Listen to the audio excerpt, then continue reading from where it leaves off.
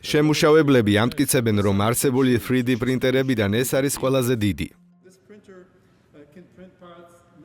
ამ პრინტერს შეუძლია 96 ფუტის სიგრძის, 32 ფუტის სიგანის და 18 ფუტის სიმაღლის კონსტრუქციების ბეჭდვა. მოწყობილობის ზომა ამგვარ სათავსოში შენახვის საშუალებას იძლევა. ასევე შეიძლება სატვირთოთი საჭირო ადგილას გადატანა.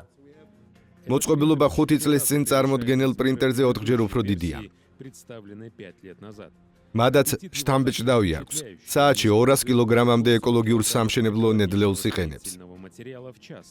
პრინტერი ახამებს რობოტოტექნიკისა და ხელოვნური ინტელექტის დარგების უკანასკნელ მიღწევებს, ასევე გაუმჯობესებულ სენსორებს.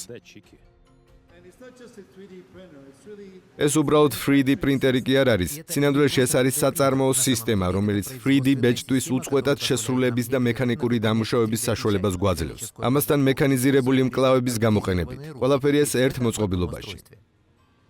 ერთ-ერთი დავალებაა წარმოჩენა იმისა, თუ როგორ შეუძლია შეამციროს სამშენებლო დარგის სათბურის აირების გამოფრქვევის წილი ეკოლოგიური ნედლეულის გამოყენებამ. ახლა ეს წილი 37% შეადგენს.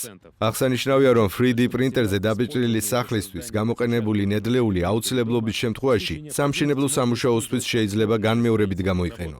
მაგრამ მთავარია, რომ პრინტერის შემქმნელები იმედოვნებენ, რომ მცირე შემოსავლების მქონეთათვის ეს ხელმისაწვდომი საცხოვრებლის უკმარისობის საკითხს გადაჭრის. 2030 წლისთვის შტატ მენს შეჭირებულებისთვის 80,000 სახლის აშენება ჭირდება.